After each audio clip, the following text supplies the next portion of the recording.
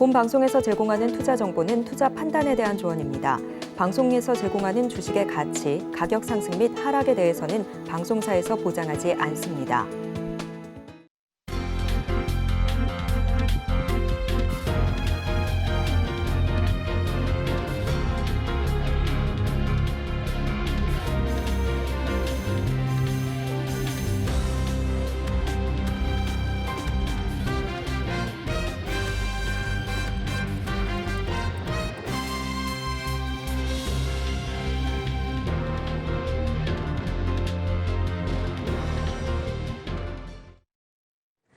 시청자 여러분 안녕하세요. 오늘을 돌아보고 내일을 준비하는 오늘장 내일장 일부 진행의 백선혜입니다. 간밤에 발표된 미국의 경제 지표는 다소 엇갈린 모습이 나타났습니다. 고용 지표의 경우에는 노동시장이 견조함을 보여줬지만 내구재 주문의 경우에는 경기가 둔함을 시사했습니다. 경제 자체를 한번 살펴보면요. 일단은 증시에는 긍정적인 환경이 조성이 되고 있습니다. 일단 금리가 인상할 가능성도 많이 줄어들고 있고요. 국채 수익률도 하락한 상황입니다.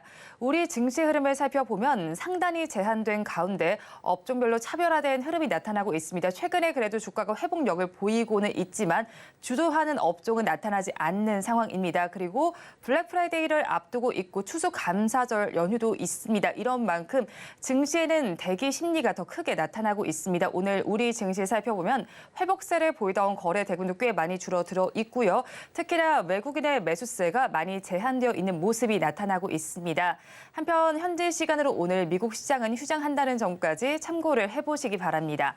저희 방송은 유튜브를 통해서도 보실 수 있습니다. 유튜브 검색창에 서울경제TV라고 검색하시면 저희 방송과 함께 하실 수 있으니까요. 실시간 채팅에도 많이 참여를 해주시기 바랍니다.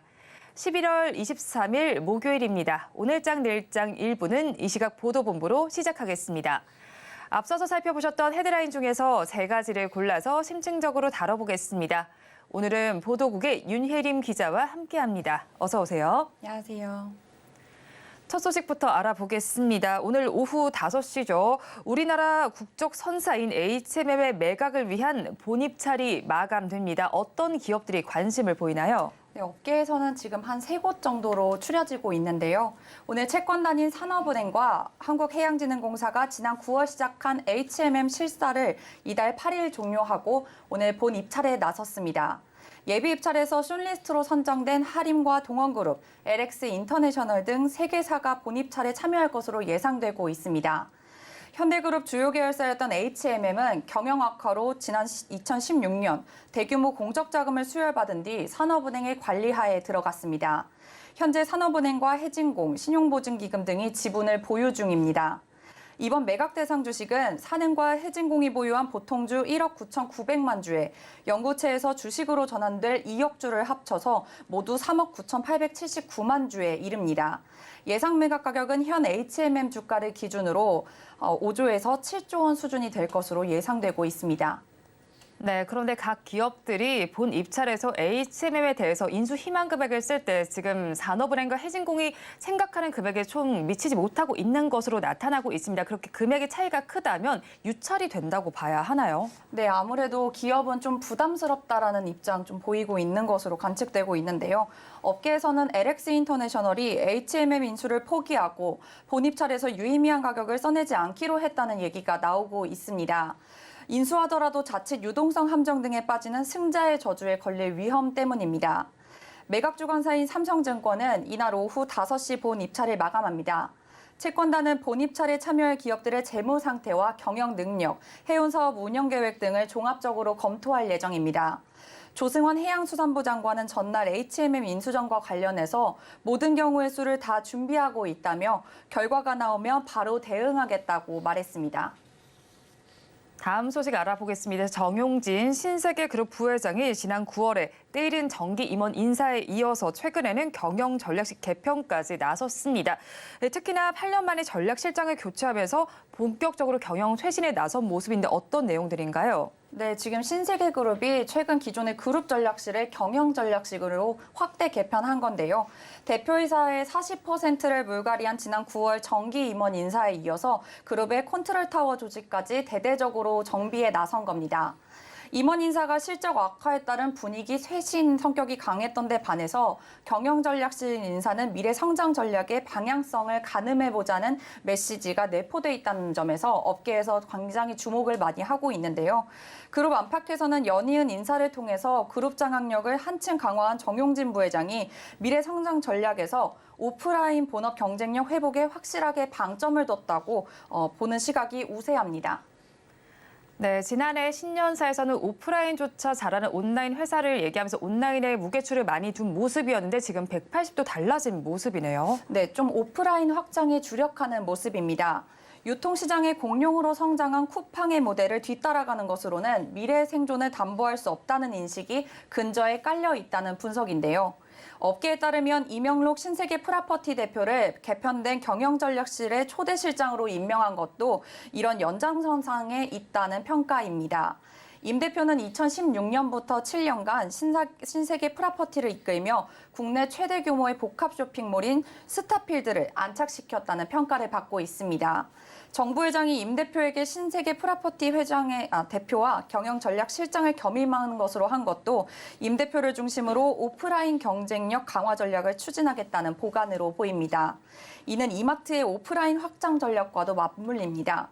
지난 9월 임원 인사를 통해서 오프라인 유통 3사의 수장을 맡게 된 한채양 이마트 대표는 지난 9일 이마트 창립 30주년 기념식에서 미래 비전의 핵심으로 본업 경쟁력 강화를 내세우며 한동안 중단한 신규 점포 출점을 개시하겠다고 선언한 바 있습니다.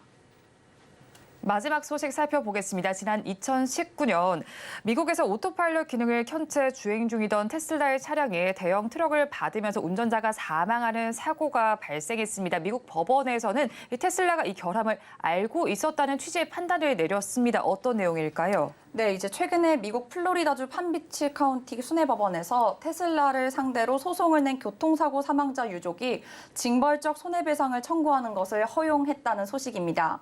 이는 소송의 원고인 테슬라 차량 소유자 스티븐 배너의 유족이 테슬라의 위법 행위와 중과실에 대해 충분한 증거를 제시했으므로 향후 배심원단이 테슬라의 과실을 사고 원인으로 결론 지을 경우 징벌적 배상을 명령할 수 있다고 판단한 겁니다. 플로리다 법은 고의적인 위법 행위나 중과실이 확인될 경우 징벌적 손해배상을 청구할 수 있게 돼 있으며 이에 따른 배상 금액은 최소 수조 원에 달할 수도 있습니다.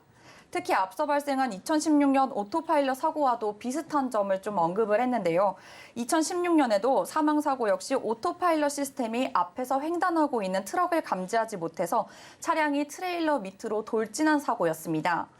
리드 스콧 판사는 피고 테슬라의 최고 경영자와 엔지니어들이 오토파일럿의 교통감지 실패 문제를 심각하게 인식하고 있었다는 결론을 내리는 것이 합리적이다라고 언급을 했습니다. 아울러 스콧 판사는 테슬라가 제품을 자율주행으로 묘사하는 마케팅 전략을 썼으며 이 기술에 대한 머스크 CEO의 공개적인 발언이 제품의 기능에 대한 믿음에 상당한 영향을 미친 증거를 발견했다고 밝혔습니다. 네, 오늘 이 시각 보도본부에서는 HMM 매각 본입찰 소식부터 테슬라의 자율주행 사고 판결 소식까지 전해드렸습니다. 보도국 윤혜림 기자와 함께했습니다. 오늘 말씀 고맙습니다. 감사합니다. 계속해서 시황센터 연결해서 이 시각 시장 상황 알아보겠습니다. 최유정 캐스터가 준비하고 있습니다. 시황센터 최유정입니다. 오늘 우리 시장 한산한 모습입니다. 거래 활발하지 않은 가운데 현재 양시장 혼조세 보여주고 있는데요. 간밤 뉴욕 증시는 추수감사절을 앞두고 강보합에서 장을 마친 가운데 오늘 국내 증시도 소폭의 오름세로 시작해 보합권에서 등락을 거듭하다 현재는 엇갈린 흐름 보여주고 있는데요. 코스피는 기관의 매도세에 현재 하락 전환하면서 2,511포인트 지나가는 모습이고요. 코스닥은 현재까지도 빨간불 잘 유지해주는 모습입니다. 그렇다면 보다 자세한 지수 상황 코스피 먼저 살펴보도록 하겠습니다. 오늘 코스피 별다른 수급 모멘텀이 부재한 가운데 엔비디아의 하락에 반도체주들 속도 조절에 나선 모습입니다. 국내 대표 반도체주인 삼성전자와 SK하이닉스 오늘 하락세 보여주고 있고요. 반면 LG에너지솔루션이나 LG화학 등 2차전지 관련주들은 상대적인 오름세 보여주고 있습니다. 오늘 지수 살펴보면요. 코스피는 2,515포인트에서 시작해 장중 한때 2,522포인트까지 올라가기도 했는데요. 현재는 하락 하락 전환하면서 0.04% 약보합권에서 2,510포인트 지나가는 모습입니다. 이어서 수급도 살펴보도록 하겠습니다. 오늘 개인과 외국인 동반 매수세 보여주고 있지만 기관이 물량을 대거 내놓으면서 제한적인 상승폭 보여주다 현재는 하락 전환한 모습인데요. 현재 개인은 340억 원 넘는 소폭의 매수세 보여주고 있고요. 기관은 1,400억 원 넘는 물량 대거 매도세 보이고 있습니다. 그리고 금일 일본과 미국장이 휴장함에 따라 외국인들 제한적인 매매 보여주고 있는데요. 현재 외국인은 981억 원 담아내는 모습입니다. 이어서 코스닥도 살펴보도록 하겠습니다. 코스닥 역시 오늘 시총 상위 종목들 대부분 견조한 흐름 보여주고 있습니다. 실적 둔화 우려로 낙폭이 과다했던 엔터주에 수급이 몰리면서 JYP 엔터나 SM 등 엔터주가 비교적 오름세 보이고 있고요. 또 에코프로비엠이나 포스코 DX 등 2차전지 관련주도 강세 보이고 있습니다. 오늘 지수 살펴보면요. 코스닥은 816포인트에서 시작해 박스권 장세를 이어가는 모습입니다. 현재는 강보합권인 0.39% 오른 817포인트 지나가는 모습입니다. 이어서 수급도 살펴보도록 하겠습니다. 오늘 거래대금 많지 않은 가운데 개인 어제는 1,700억 원 넘는 매수세 보여줬는데요. 오늘은 336억 원 소폭 담아내고 있고요. 기관은 137억 원 팔아내면서 이로써 3거래일 연속 매도세 보여주고 있고요. 외국인은 92억 원 덜어내면서 2거래일 연속 매도세 가져가는 모습입니다. 이어서 섹터별 흐름도 살펴보도록 하겠습니다. 먼저 상승하는 섹터 유전자 치료제 분석 관련주입니다. 미국 생명공학 기업인 버브 테라퓨릭스가 유전자 편집을 이용해 나쁜 약물 없이도 나쁜 콜레스테롤 수치를 낮추는 임상시험 결과를 미국 심장협회에서 발표했습니다. 이번 임상시험은 그동안 희귀 질병 치료에만 사용하던 유전자 편집 기술을 일반 질병에도 사용한 첫 사례인데요. 이 같은 소식에 오늘 국내 관련주 일제히 상승 탄력 받아가는 모습입니다. 관련주 살펴보도록 하겠습니다. 먼저 마크로젠 유전자 편집 기술과 관련해 서울대학교 병원으로부터 기술 이전을 받은 바 있는데요. 오늘 장중 26%대 오름세 보여지기도 했는데 현재는 상승폭 일부 둔화되면서 12%대 오름세 보여주고 있습니다. 이어서 헬릭스미스도 오늘 장중 27% 강세 보여줬는데요. 현재 상승폭 일부 축소시키면서 16% 빨간불 켜내면서 5,400원에 거래되는 모습입니다. 이어서 하락하는 섹터도 살펴보도록 하겠습니다. HBM 관련주입니다. 미국 반도체 기업인 엔비디아가 굉장히 견조한 3분기 실적을 발표했습니다. 하지만 주가는 고꾸라졌는데요. AI 열풍을 타고 분기 사상 최대 실적을 냈지만 최근 미국이 중국에 대한 초강력 수출 통제안을 발표하면서 사실상 중국이 엔비디아 칩을 수입하기가 어려워졌는데요. 이에 따라 4분기 매출 타격이 불가피할 것이라는 전망이 커지면서 주가는 하락했습니다. 이 같은 소식에 오늘 국내 HBM 관련주도 짙은 파란불 켜내고 있는데요. 이 시각 흐름 살펴보도록 하겠습니다. 먼저 STI 반도체 패키징 공정 장비 업체인데요. 오늘 7% 넘는 낙폭 보여주면서 31,550원에 거래되고 있습니다. 이어서 DIT도 약합니다. 오늘 6% 넘게 내리면서 21,300원에 거래되는 모습입니다.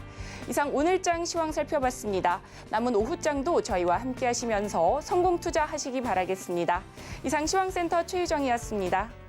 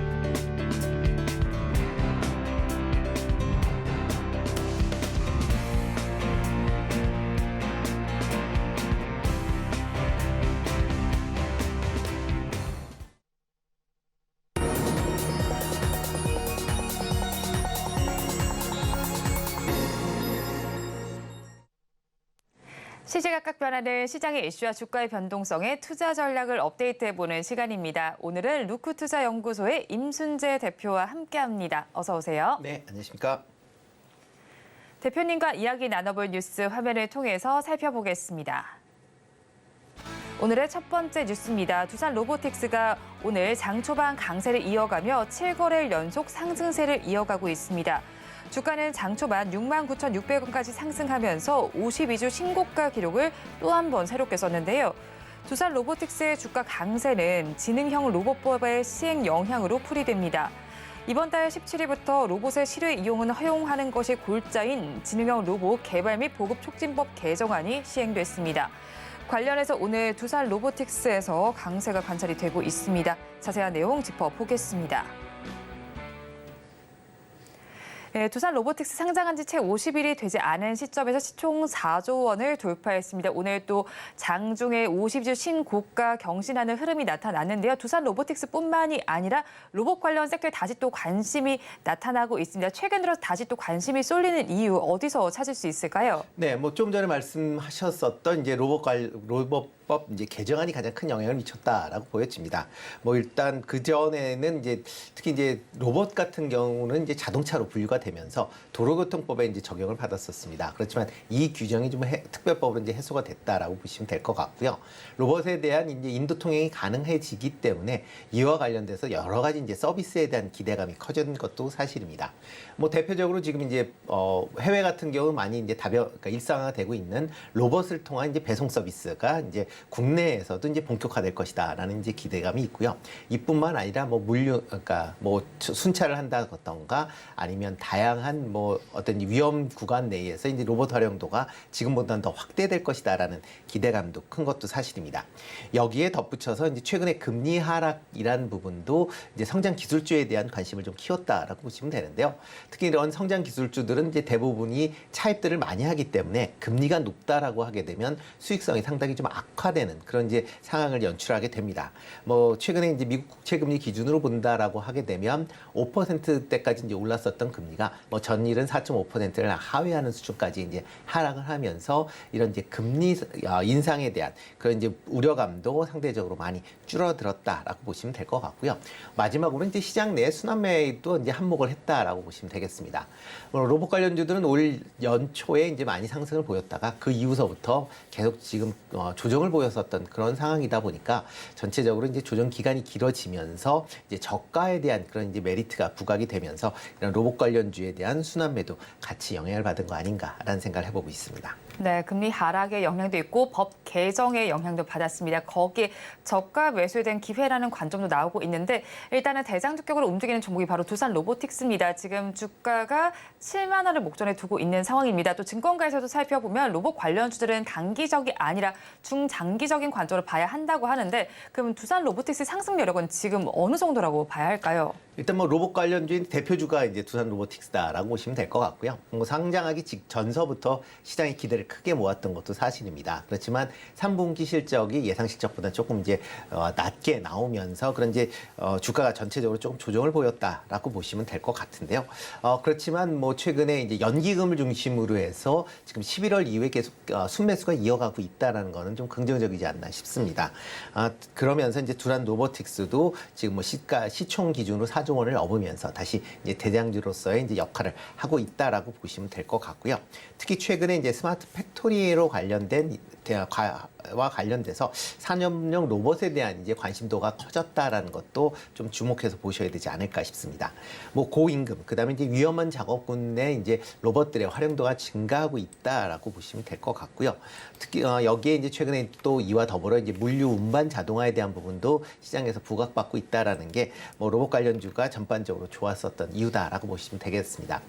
두산 로보틱스 같은 경우도 뭐 대장주로서 향후에 이제 성장세에 대한 기대감은 큰 것도 사실입니다. 그렇지만 아직까지는 이제 영업이익 측면에서 보면 적자세가 이어지고 있다라고 보시면 될 것 같고요. 그렇기 때문에 지금 뭐 성장성이 너무 이제 부각이 되면서 단계에 좀 급등했다라는 게 아마 주가에는 좀 부정적으로 영향을 미칠 가능성은 있는 그런 가격대까지 올라왔다라고 생각을 하고 있습니다. 그렇기 때문에 단기적으로는 아마 현재 수준에서 좀 뭐 등락이 좀 엇갈리는 그런 시기가 좀 있어야 되지 않을까 라는 생각을 해보고 있고요. 장기적인 관점에서는 뭐 로봇 관련주들은 뭐 실적 추이를 좀 봐야 되긴 하겠지만 좀 긍정적으로 보셔도 되지 않을까 싶습니다. 네, 실적보다는 성장성 측면에 초점을 맞추고 주가가 올라온 만큼 등락이 거듭될 것이다라고 정리를 해주셨습니다.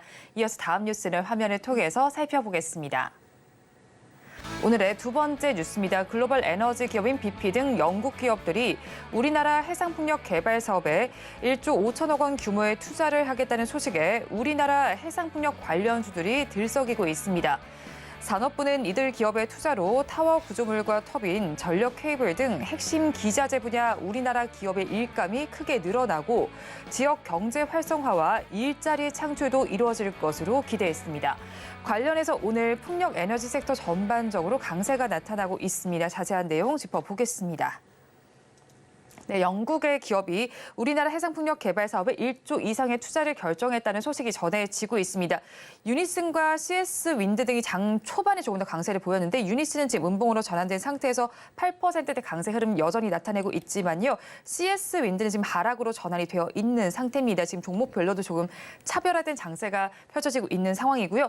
또 투자를 결정했던 코리오 제너레이션은 현재 부산과 울산 등의 8개 해상풍력 발전 단지를 개발하고 있다고 합니다. 그럼 우리나라와 협업 관계 있는 곳들은 어디가 있을까요? 네, 뭐 이번에 이제 나온 게 이제 영국의 BP라는 이제 대형 이제 석유 회사와 그다음에 코리오 제너레이션이 이제 국내에 투자를 해상풍력 관련돼서 투자를 한다라는 거고요.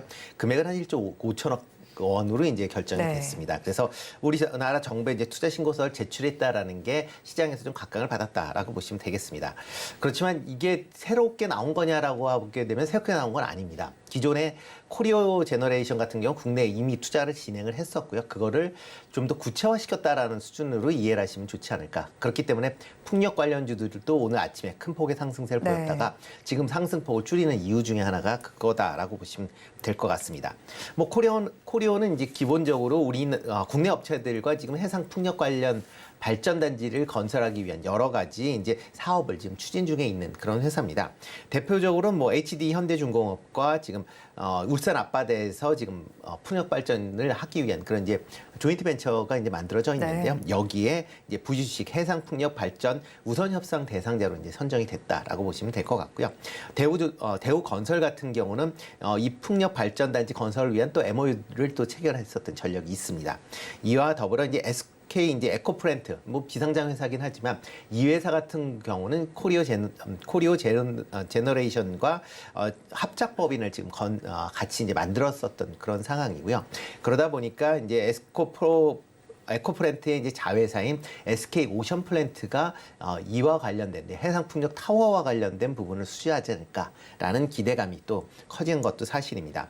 또 이와 더불어 이제 해상 풍력 발전을 위해서는 뭐 바다에서 하기 때문에 이제 바다 풍력 단지에서부터 육지까지 전기를 끌어와야 되는 그런 이제 해적 케이블에 대한 부분도 나올 수밖에 없는 거고요. 뭐 LS 전선 같은 경우 그런 쪽에 이제 관계가 돼 있으니까 그런 점도 같이 좀 주목해서 보시면 좋을 것 같습니다. 네, 수혜를 받을 기업들 한번 정리를 해주셨는데 특히나 해상풍력과 관련해서 CS윈드가 많은 관심을 받기도 했습니다. 사실 그런데 주가를 살펴보면 오늘만 해도 6%대 강세를 보이다가 지금 1% 하락으로 전환이 되어 있는 상태고 올해 고점과 비교했을 때도 꽤나 많이 내려가 있는 상태입니다. 그렇다면 가지고 계신 분들께서는 어떻게 대응을 하면 좋을 것 같고 또 신규 접근을 고려해봐도 괜찮은 걸까요? 일단 뭐 해상 풍력 관련된 부분은 이제 오랫동안 그러니까 올해 이제 고금리로 인해서 계속 지금 각종 이제 해상 관련 프로젝트가 지연되거나 하면 축소됐습니다. 그러다 보니까 관련 주가들이 약해질 수밖에 없다라고 보시면 될 것 같고요.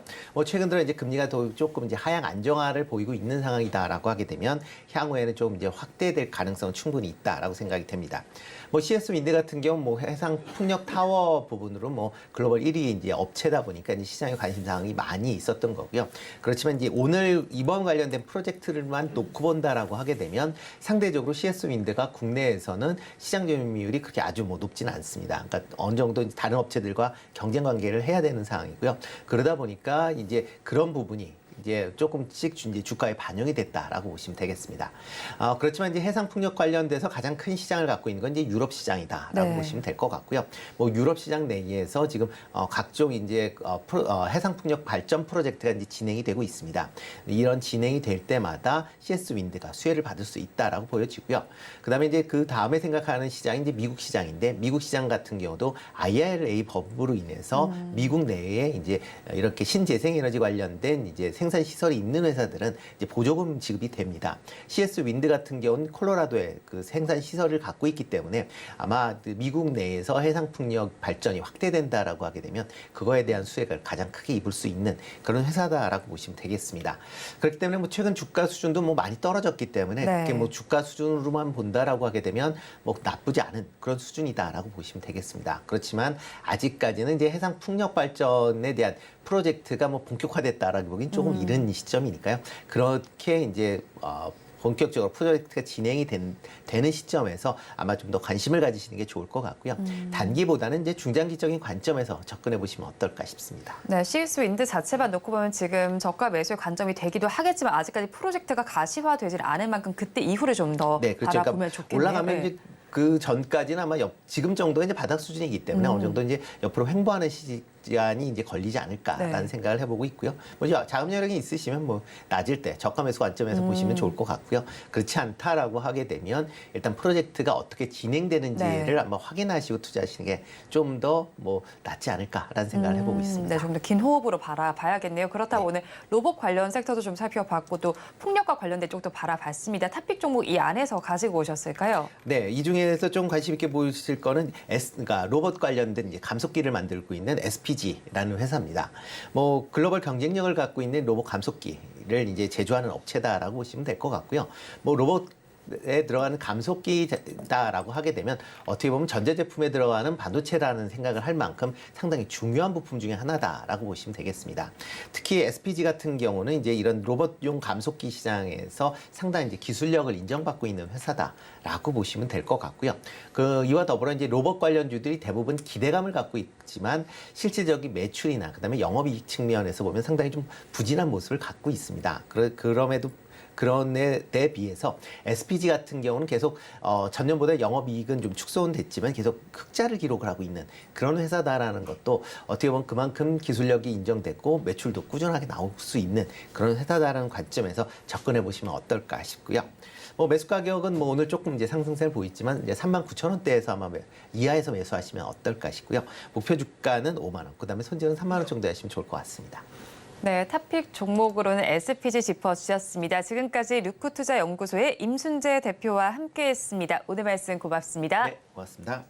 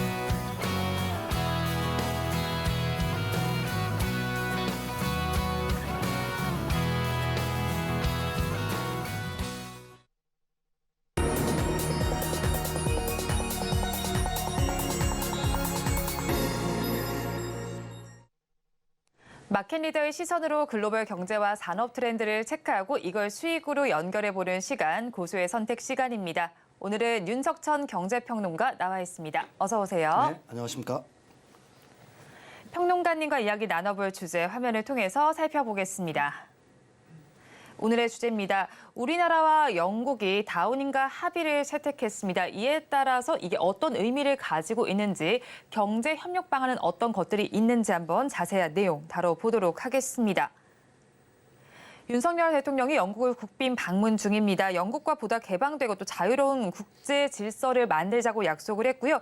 BBC는 윤 대통령의 방문을 소프트 파워라고 평가하기도 했습니다. 그러면 윤석열 대통령의 국빈 방문 성과 지금 어느 정도로 보실까요? 뭐 성과 중에서 이제 가장 눈에 띄는 점은 역시 BBC가 표시한 소프트 파워를 네. 갖다가 언급했다는 점이 저는 개인적으로 계속 주목을 해보고 싶어요. 네. 사실 그 선진국으로 도약을 하기 위해서는 가장 필수적인 게 지금 하드 파워, 일종의 이제 경제력과 군사력이죠. 네. 이 힘도 물론 강해야 되겠죠. 그렇지만 그 힘은 상대방을 일부러 좀 이렇게 억누르는 듯한 네. 느낌, 어떤 강제, 억압의 느낌을 갖고 있다라고 한다면 소프트 파워라는 거는 그냥 스며들죠. 네. 그 가령 뭐 K-팝이라든지 아니면 K-컨텐츠라든지 가령 뭐 K-무비 같은 경우에는 사실은 우리나라에 대한 어떤 문턱, 뭐 외국인 상대방 국가가 갖고 있는 우리나라에 대한 어떤 인식 자체를 갖다가 자신도 모르게 굉장히 우호적인 방향으로 바꿔줍니다. 그래서 선진국으로 도약하기 위해서는 가장 필요한 게 사실은 하드 파워도 하드 파워지만은 그거보다 제가 생각하기엔 더 중요하다고 보는 거는 사실 소프트 파워 능력이거든요. 네. 근데 이제 찰스 3세가 우리나라의 그 소프트 파워 능력을 갖다가 대단히 높게 평가를 했죠. 가령 어떤 식으로 표현을 했냐면 상상력을 사로잡는 놀라운 능력 이라면서 사실은 극찬을 했습니다. 우리나라 대통령도 사실은 영국의 비틀스라든지 비틀스는 우리나라 이제 BTS에 버금가겠죠. 네. 그 다음에 이제 해리포터, 우리나라의 오징어 게임, 그 다음에 데이비 베컴, 손흥민을 갖다 언급하면서 사실은 우리나라의 소프트 파워의 어떤 강점 이런 거 갖다가 굉장히 강조했다는 점이 눈에 띄는 점이고요. 영국 자체가 사실은 그런 어떤 우리나라의 어떤 그 능력 이걸 갖다 네. 인정을 했기 때문에 사실은 이 아시아 지역, 특히 극동 지역에서는 이제 중국과의 긴장이 약간 좀 고조되는 느낌이 있지 않습니까? 그런 점에서 이제 혈맹으로서의 어떤 동맹국의 어떤 위상을 갖다가 재확인했다는 점 하나 하고요. 그 다음에 이제 가장 중요한 무역 협력국으로 우리를 갖다가 인정했다는 점. 이런 두 가지 점에서 굉장히 큰 의미가 있다라고 저는 생각을 합니다. 네, 일단은 영국과의 관계가 굉장히 공고히 된 것 같습니다. 중요한 위치 동맹국과 또 무역 협력국으로 자리매김한 것으로 보이고 소프트 파워에 대해서 굉장히 극찬을 받은 것으로 보이는 상황인데요. 한영 정상은 다우닝과 합의 채택을 약속을 했고요. 주요 골자는 무역 활성화와 글로벌 안정입니다. 그러면 이 안에 어떤 내용들이 담겨 있나요? 여러 매체들도 사실 좀 자세하게 보도를 하고 있잖아요. 예, 그렇죠. 이 다우닝가 합의라는 거는 사실은 뭐 그 영국 총리 관저가 런던에 다우닝가 10번지에 있으니까 그래서 이제 다우닝가 네. 뭐 그 합의 뭐 이런 식으로 이제 그 명칭을 붙인 것 같아요. 근데 그게 이제 중요한 의미가 있는 게 뭐냐면은 사실 이제 굉장히 외교적인 그 단어지만은 용어지만은 국제 관계, 양국 간의 관계를 갖다가 규정하는 거는 좀 여러 가지 용어들이 사실은 있습니다. 일단 처음으로 이제 포괄적 동반자라는 그 용어를 굉장히 많이 써요. 네. 기존에 이제 우리나라와 영국 간의 관계는 포괄적, 창조적 동반자 관계였죠. 네. 그거보다 위에가 사실은 전략적 동반자 관계예요. 전략적 동반자 관계. 그 다음에 더 위에가 사실은 포괄적, 전략적 동반자 관계. 그러니까 전략적 동반자 관계라는 건 뭐냐면은 양국 간의 그 어떤 가치라든지 이념 이런 측면에서 어떤 전략적으로 같이 움직인다는 의미를 갖다가 어느 정도 내포하고 있다라고 얘기할 수가 있는 거예요. 그래서 이제 이번 그 다우닝가 합의를 갖다가 유심히 보게 되면은 안보 분야에서 8개, 경제 분야에서 25개, 그다음에 지속 가능한 미래에서 11개 등 3대 분야 총 45개의 이행 계획을 갖다가 일단 합의를 한 겁니다. 네. 이행 계획을 합의를 한 거예요. 그 중에서 제일 눈에 띄는 점은 뭐 지금 매체에서도 계속 나오고 있지만은 네. 사실은 안보 분야의 8개 분야거든요. 특히 이제 제가 그 가장 눈에 띄게 본 거는 전략적 사이버 안보 이쪽 부분에서의 어떤 협력. 네. 사실 그 영국이란 나라가 사실 그 무기라든지 방산 수출이라든지 아니면 사이버 분야 어떤 디지털 분야에서는 굉장히 강한 나라지 않습니까? 이쪽 분야에서의 어떤 협력을 만들었다는 것 자체는 우리나라의 어떤 안보, 특히 사이버 안보 네. 이런 측면에서 굉장히 큰 도움을 받을 수 있을 것이라고 생각을 하고 있는 거고요. 또 하나는 우리나라도 이제 막 방산 수출을 막 이제 늘려나가고 있는 확대해 나가는 추세지 않습니까? 그런 측면에서 영국과 기존의 어떤 방산 강국이죠. 영국과 어떤 협력 관계가 높아졌다, 어떤 수준 단계가 높아졌다라고 하는 거는 우리나라 방산 산업 계획에도 굉장히 큰 의미가 있다라고 얘기할 수가 있는 거고요. 두 번째로는 이제 한국과 영국 간의 FTA 개선. 네. 사실 이거는 지난 2월 달에 벌써 합의를 한 내용이죠. 이걸 갖다 개시를 시작을 했다. 그러니까 사실 우리가 FTA라고 하게 되면은 그거 한번 딱 협정을 체결하고 나면 계속 가야 되는 걸로 알고 있는데 사실은 그렇지가 않죠. 왜 그러면 산업 어떤 환경이라든지 아니면은 어떤 그 산업의 어떤 발전 방향 이런 게 맞춰가지고 끊임없이 업데이트할 필요가 있는 거니까 한국과 영국 간의 어떤 FTA를 다시 개선한다는 거. 그 지난해 2월에 일단 합의를 했는데 그 부분을 갖다가 협상을 개시했다는 것 자체가 의미가 있다. 그 남원인가 하위가 내포하고 있는 의미는 함의하고 있는 바는 바로 그런 점이 아닐까 싶습니다. 네, 네. 일단은 사이버 안보와 관련해서 이야기가 나왔고 거기에 한영 FTA가 개선된 부분이 있는데 이제 개시가 됐다는 부분에 의미가 있다고 정리를 해주셨습니다. 또 이번 방문을 통해서 윤석열 대통령의 세일즈 외교가 다시 한번 빛을 발하고 있는 상황입니다. 원전과 관련해서 수주길이 조금 더 열리게 될 것으로 보입니다. 원전 협력과 관련된 양해 각서를 체결을 했고요. 또 이제 신규 원전 건설에 참여를 해서 손을 맞잡기로 했습니다. 2019년에 한국전력의 불발 이후 4년 만인데 그러면 우리나라 원전 기업의 수출길이 다시금 열리게 될까요? 뭐 그럴 가능성이 있다라고 얘기할 수 있죠. 완전한 수출이 아니라 사실은 제가 보는 거는 사실은 영국 같은 경우는 원전 강국 아니겠습니까? 1956년도에 벌써 상업 그 원전을 갖다가 세계 최초로 그 발전을 갖다가 시작한 나라거든요. 이 콜드홀이라고. 그런 측면에서 놓고 본다고 그러게 되면은 영국 같은 경우에는 사실 그 원전 전주기라고 보통 얘기를 하죠. 원전의 설계, 아니면 건설, 그다음에 해결료, 그다음에 유지, 그다음에 운용, 그다음에 방패물이 있지 않습니까? 방사선 폐기물, 그다음에 원전의 해체, 그다음에 산업 학술 분야에서 굉장히 우수한 능력을 갖고 있죠. 우리나라는 노벨상 수상자 한 명도 못 냈지만 영국 같은 경우에는 제가 알 때는 거의 한 140명 정도 노벨상 수상자를 낸 걸로 알고 있어요.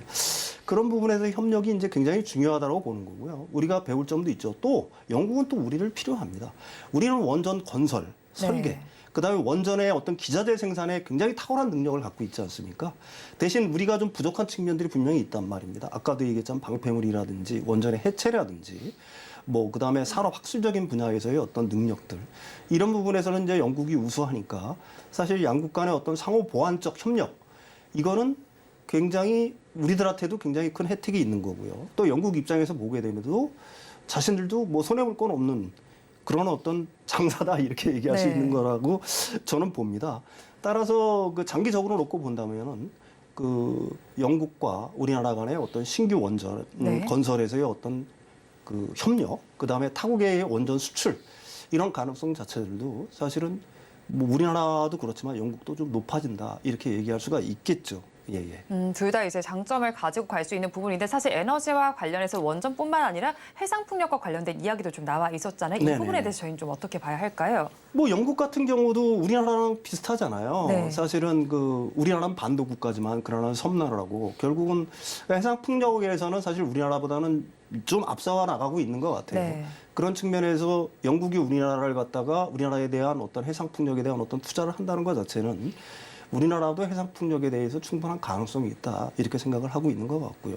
사실 그 해상 풍력 분야에 대해서는 아까도 말씀드렸듯이 발전뿐만이 아니라 우리나라 기자재 업체들 중에 좋은 업체들이 굉장히 많이 있지 네. 않습니까? 따라서 영국 같은 경우에도 사실 그 부분은 필요한 거고요. 우리도 그 해상 풍력의 어떤 운영이라든지 네. 아니면 건설이라든지 이런 측면에서는 영국한테 배울 점이 많은 거니까 양국 간에 충분한 어떤 상호 보완적 협력 네. 관계 이런 것들이 앞으로도 가능할 거다 이렇게 봐야 되겠죠. 예, 네, 예. 해상풍력과 관련해서도 상호 보완적인 협력 관계가 계속될 것이라고 정리를 해주셨습니다. 또 평론가님께서 앞서서 짚어주신 것처럼 FTA와 관련된 이야기가 있습니다. 또 한영 FTA 개선 협상을 통해서 교역과 투자 환경 개선에 이목이 집중이 됐습니다. 약 2년 만에 개선되는 건데 사실 3세대 FTA 모델을 구축하는 것이 특징이라고 하더라고요. 어떤 네. 것들인가요? 일단 그 한영 FTA의 어떤 역사를 갖다 돌아올 필요가 있겠죠. 기존에 이제 그 영국이 EU에 속해 있을 때는 EU와 우리나라의 FTA에 영향을 받았지 않습니까? 네. 근데 영국이 브렉시트를 갖다가 결정하고 나서 그 아시아 국가 중에 아시아 국가 중에 최초로 맺은 FTA를 갖다가 개정한 게 사실은 2019년 우리나라였어요. 네. 근데 이제 사실 아까도 말씀드렸듯이 FTA라는 게 끊임없이 업데이트가 돼야 되는 거 아니겠습니까? 산업 구조가 바뀌고 산업 환경 자체가 바뀌는 거니까 그런 부분에서 이제 그 개선에 대한 어떤 요구들이 있었고 지난 2월에 일단 아까도 말씀드렸듯이 한영 FTA 개선에 대한 일단 합의를 했습니다. 근데 이번에 이제 그걸 갖다가 실질적으로 1년 9개월 만이죠. 실질적으로 이제 개시, 그 개선에 대한 어떤 개시를 시작하겠다. 이런 의지를 보인 거고요. 한영 FTA의 어떤 개선 방향에 대해서는 큰 줄기로 따지면 한 3가지 정도를 볼 수가 있는 것 같아요. 첫 번째는 이제 공급망 부분이 되겠죠. 왜 그러냐면은 기존에 이제 그 2019년 정도 그 한영 FTA 개정을 했을 때만 하더라도 그 러시아와 우크라이나 전쟁이 없었잖아요. 지금처럼 공급망 문제가 그렇게 심각하지 않았습니다. 네. 특히 이제 서구 지역, 특히 미국에서의 어떤 그 중국과의 어떤 디리스킹 이런 것들도 사실은 없었죠. 그렇지만 이제 그 서구 진영이 중국과의 어떤 디리스킹을 갖다가 굉장히 강조를 하고 있지 않습니다. 더 나아가서는 디커플링까지 생각을 하고 있는 네. 거니까. 그런 측면에서 이제 공급망을 갖다가 새로 짜야 되는 부분들이 굉장히 중요한 부분이 된 거고요. 특히 영국 입장에서는 우리나라의 어떤 반도체라든지 이런 부분들에 대한 어떤 그 공급망을 갖다가 지속적으로 받는 부분들이 굉장히 중요한 의미가 있는 거고, 또 우리나라 입장에서는 사실 반도체 설계 분야에서는 세계 최고의 국가가 영국이니까 우리나라도 그런 부분에서 얼마든지 그 상호 보완적 협력이 강하겠죠. 그런 측면에서 이제 FTA의 어떤 개선 이런 게 이제 한 가지 목표가 될 거고요. 또 하나는 이제 에너지 분야죠. 아까도 말씀드렸듯이 영국 같은 경우에는 저 원유를 갖다가 직접 채굴하는 나라들, 네. 그다음에 채굴도 하지 않습니까? 그다음에 청정 에너지 분야에서 풍력 발전이라든지 이런 쪽 분야에서 우리나라보다 좀 앞서 있는 거고요. 원전의 비중도 사실은 뭐 계속해서 늘려나가겠다고 하는 거니까 영국 같은 경우에는 지금 20년에 15%인데 25년에 25%까지 늘리겠다. 그다음 원자력 청도 7월 달에 개청을 한 줄 알고 있어요. 네. 그런 측면에서 이제 우리나라랑 상호 어떤 보완적인 관계에 충분히 있다라고 볼 수 있는 거고요. 세 번째는 이제 디지털 분야죠. 네. 디지털 분야 같은 경우에는 이제 우리나라가 디지털 분야에서는 좀 앞서 나가는 부분들도 있는 거고, K 콘텐츠들도 사실은 어느 정도는 디지털화돼 있는 거니까요. 이런 부분들도 그 새롭게 개정되는 FTA는 충분히 반영될 여지가 있어야겠죠. 네. 그래서 이제 그런 부분들의 개선이 필요한 거고요. 제가 이제 주목하고 있는 거는 한 2가지 정도가 됩니다. 사실 EU에서 생산된 어떤 기자재를 썼을 때 그 원산지를 갖다가 한국산으로 지금까지 인정을 해줬어요. 그게 이제 올해 말로 일몰이 되는데 이걸 25년까지 연장을 하겠다는 것도 이번에 개선안에 포함이 된 줄로 제가 알고 있고요.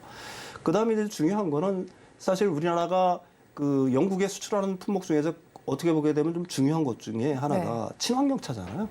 친환경차가 2018년도에 뭐 한 1,000몇백 대에서 뭐 지난해까지는 한 3만 몇천 대로 몇십 배 정도 늘어났으니까 이런 부분에 대해서 좀 우리나라한테 좀 우호적인 방향으로 네. 관세라든지 뭐 이런 걸 갖다가 바꿀 필요도 있는 거고, 또 원산지 규정이라든지 이런 것도 바꿀 필요가 있는 것들이고요. 그래서 이제 그런 점들, 그다음에 이제 그 뭐 세관 업무를 갖다가 디지털한다거나 뭐 이런 측면에서의 어떤 협조, 그다음에 개선 방향들. 그러니까 결론적으로 말씀드리면 한 3가지 방향으로 그 개선의 어떤 방향들은 일단 잡힌 걸로 알고 있습니다. 그게 아까도 말씀드렸듯이 디지털화, 그다음에 공급망의 문제, 그다음에 에너지 분야 이런 쪽으로 해서 기존 FTA를 갖다가 개선하는 것들을 갖다 시작을 했다. 이런 점에서 의미가 있다라고 얘기할 수가 있겠죠. 네, 예, 디지털화와 공급망 그리고 에너지 문제까지 3가지 부분으로 좀 정리를 해주셨는데 그 중에서도 이제 K컬처도 K팝에 대한 이야기도 빼놓을 수가 없는 게 블랙핑크의 경우에는 사실 찰스 국왕으로부터 대형 재고 훈장을 받기도 했잖아요. 굉장히 네네. 의미 있는 일일 것 같은데 저희가 이런 부분들은 어떻게 봐야 할까요? 또 하나 봐야 될 건 오징어 게임을 갖다가 네. 리얼리티 쇼로 더 챌린지라고 그러죠. 영국에서 네. 제일 먼저 해가지고 그걸 갖다가 리얼리티 쇼로 다시 만들고 있지 않습니까? 그러니까 한국 문화에 대한 어떤 인식 자체, 아까도 말씀드렸듯이 한국의 소프트 파워에 대한 어떤 능력을 갖다가 대단히 높게 평가하고 있다. 이거는 사실 우리나라 K 콘텐츠의 어떤 수출뿐만이 아니라 사실은 우리나라 한국산 전체 제품에 대한 어떤 이미지 제고 이런 것들이 우리가 아주 모르는 사이에 은연중에 굉장히 일어나고 있다. 그래서 한국 기업들이 사실은 이런 점을 갖다가 잘 이용해야 될 거라고 생각을 합니다. 그 콘텐츠 업체뿐만이 아니라 제조업이라든지 기타 업체들, 이런 업체들도 이런 어떤 그 한국의 소프트 파워의 어떤 그 능력 이런 걸 갖다 좀 등에 업고 네. 좀 공격적으로 그게 뭐 영국이 됐든 유럽이 됐든지 간에 진출을 하게 되면은 사실은 굉장히 생각지도 못한 좋은 성과가 있을 거라고 저는 기대를 하고 있습니다. 네, 예, K컬처에 대해서도 인식도 많이 달라졌고 성과도 더 있을 것이라 얘기를 해주셨습니다. 또 우리나라와 영국은 사실 수교 140주년이기도 하고요. 또 영국은 정통적 강국이기도 하지 않습니까? 그런 만큼 이번 영국 국빈 방문으로 인해서 수혜를 기대해 볼 만한 섹터들 어떤 것들이 있을까요? 일단 저는 뭐 그렇게 생각을 해요. 지금 바로 당면한 모멘텀으로 작용하고 있는 가령 뭐 풍력 발전이라든지 그 방산도 될 수가 있을 거고요. 네. 특히 원전도 될 수가 있겠죠. 그렇지만 우리가 이제 보통 정상회담에서 나오는 성과들이 사실은 그게 주가에 반영되기는 그게 일시적인 어떤 모멘텀으로 작용할 수는 있어요. 그렇지만 그것들은 굉장히 장기적으로 영향을 미친다. 그래서 트레이딩 하시는 분들은 뭐 접근하기에 따라서는 그런 어떤 모멘텀을 갖다가 단기적으로 이용하는 것도 괜찮지만 사실 이게 어떤 뭐 중장기적인 투자의 관점으로 놓고 본다라고 하게 되면은 사실 이런 어떤 MOU라든지 아니면 기업들의 어떤 그 MOU, 맺은 MOU들이 실질적으로 나타나는 시점 그런 것들을 갖다 지켜보면서 투자하시는 게 네. 사실은 가장 올바른 투자법이 아닌가. 그러니까 다시 그 간추려서 설명을 한다고 하면은 사실은 그러니까 한영 정상회담이라든지 네. 아니면 국빈 방문이라든지 이런 것들이 굉장히 이제 외교적 수식이라든지 이런 것들은 이제 굉장히 풍부하고 우리한테 당장 수혜가 올 것처럼 기대를 하고 있지만 네. 사실은 그거는 단기간에 그렇게 급하게 나타나는 건 아니다. 장기간에 걸쳐서 나타나는 것들이고 거기에서 수혜 볼 수 있는 기업들은 분명히 있다. 네. 그렇지만 그걸 갖다가 성급하게 일시적인 모멘텀을 이용해서 투자하시다가는 제가 보기에는 좀 낭패를 보기가 쉽다. 근데 장기적인 안목으로 실제로 어떤 기업들이 수혜를 받고 그 기업들은 얼마 정도의 수주를 받고 뭐 이런 것들 그다음에 그런 어떤 영국에서의 어떤 수주가 그 회사의 어떤 성장성에 얼마나 큰 기여를 할 것인가 네. 이런 점들은 좀 장기적인 어떤 판단이 필요하지 않나 이렇게 생각을 합니다. 지금 3가지 정도로 지금 정리를 해주셨잖아요. 네네. 그렇다면 이 안에서 저희가 조금 더 장기적으로 바라봤을 때 그럼 이거를 지금 저점에 계속해서 올려가면서 매수를 해야 된다는 말씀이실까요? 어떻게 하면 좋을까요? 저가 매수 관점으로 지금 접근하면서 장기로 봐야 할까요? 아니 저가 매수 관점에서 뭐 지금 그걸 갖다가 모멘텀 삼아가지고 네. 투자를 하시기에는 제가 생각하기에는 좀 무리가 있다라는 말씀을 드리는 거고요. 우리가 영국과의 어떤 이런 어떤 정상회담이라든지 국빈 방문의 효과들이 분명 수혜 보는 어떤 기업들이 있을 거라는 얘기죠. 네. 그게 전기차 분야가 됐든 아니면 배터리 부분이 됐든 원전이 됐든 방산이 됐든지 간에 그렇지만 그런 것들 같은 경우에는 굉장히 장기적으로 나타나는 것들이니까 네. 그런 어떤 실적들이 가시화될 때 투자해도 늦지 않다. 뭐 저는 그렇게 생각을 합니다. 예, 예. 실적이 가시화가 될 때 투자도 늦지 않다고 네네네. 말씀해 주셨는데 네네. 그렇다면 이 섹터 내에서 조금 더 실적이 조금 더 빨리 가시화될 만한 쪽은 어디 쪽에 있을까요? 제가 생각에는 전기차 네. 쪽은 굉장히 우리나라가 강한 부분이고요. 그다음에 영국의 그 전기차 부분 내에서 이제 배터리 부분. 그다음에 이제 영국이 당장 우리나라에 투자를 하겠다고 하는 거니까 네. 기존에 이제 풍력 그 인프라를 갖다가 만드는 회사들이 있지 않습니까? 네. 가령 뭐 몇 개 회사들이 있는 줄 알고 있어요. 기존에도 굉장히 수익도 잘 나오고 있고, 네. 그다음에 성장성도 굉장히 있고 이런 것들이 이제 사실은 그 영국의 투자가 집중하게 되면은 사실 그 회사는 지금보다 훨씬 더 그 더블업이 될 수 있는 기회는 충분히 된다라고 생각을 합니다. 네, 충분히 더블업 될 수 있는 기회가 되는 만큼 이런 부분들 체크를 해보시면 좋겠는데 이렇게 윤석열 대통령이 영국을 국빈 방문하긴 했지만 앞으로도 국빈 방문을 할 예정인 국가들이 있을 거잖아요. 그렇다면 이런 국가들을 방문할 때도 지금의 말씀해 주신 것처럼 이걸 일시적인 모멘텀을 잠깐 보고 나머지 부분들에 더 장기적인 관점으로 저희가 접근을 하면 당연히 좋을까요? 그렇죠. 네. 여기 뭐 그 지금 대통령께서 어느 나라를 갖다 순방한다고 그래서 우리나라 기업들의 펀더멘털이 바뀐다거나 하는 건 네. 아니지 않습니까? 그러니까 특정 기업의 펀더멘탈이라는 건 사실은 그것과는 거의 뭐 어느 정도의 상관관계는 있겠지만 그 펀더멘탈 자체는 원래 고유한 성격의 것들이고 기존의 사업을 잘했던 회사들, 그다음에 그 부분에 굉장히 특출난 기업들, 이런 기업들이 장기적으로는 가령 뭐 어떤 국빈 방문이라든지 아니면은 그 정상회담에 어떤 수혜를 장기적으로 얻게 될 테니까 사실은 그런 기업들에 주목하는 게 올바른 투자법이 아닌가 이렇게 생각을 합니다. 네, 이런 네. 이슈들이 있을 때는 단기적인 모멘텀이 되겠지만 중장기적으로 한번 그 종목들 한번 바라보시면 좋겠다는 의견으로 정리를 해주셨습니다. 지금까지 윤석천 경제평론가와 함께했습니다. 오늘 말씀 고맙습니다. 오늘장 내일장 일부에서 전해드린 내용 정리해서 보여드리겠습니다. 화면으로 확인해 보시죠. 오늘장 내일장 일부의 핵심입니다. 오늘 신재생 에너지와 관련해서 상승세가 펼쳐지기도 했습니다. 실적에 따라서 주가 하락을 염두에 두자고 정리를 해주셨고요. 지금 토픽 종목으로는 SPG를 가지고 오셨습니다. 로봇 섹터 내에 있는 종목인데요. 로봇 필수 부품인 감속기의 절대 강자인 만큼 한번 살펴보시기 바랍니다. 그리고 우리나라와 영국의 협력은 더욱더 공고히 되고 있습니다. 협력이 확대되는 가운데 친환경차의 수혜가 기대되는 만큼 한번 관심을 가져보시기 바랍니다. 본 방송에서 제공하는 정보는 투자 판단에 대한 조언일 뿐 해당 주식의 가치와 수익률을 보장하지는 않습니다. 아울러 서울경제TV와 서울경제신문은 당사의 브랜드입니다.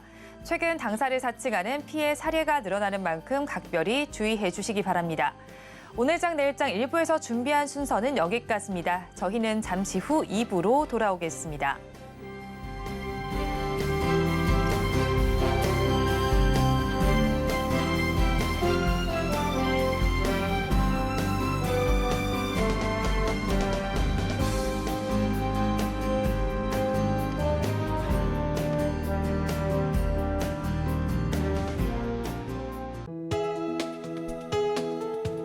본 방송에서 제공하는 투자 정보는 투자 판단에 대한 조언입니다. 방송에서 제공하는 주식의 가치, 가격 상승 및 하락에 대해서는 방송사에서 보장하지 않습니다.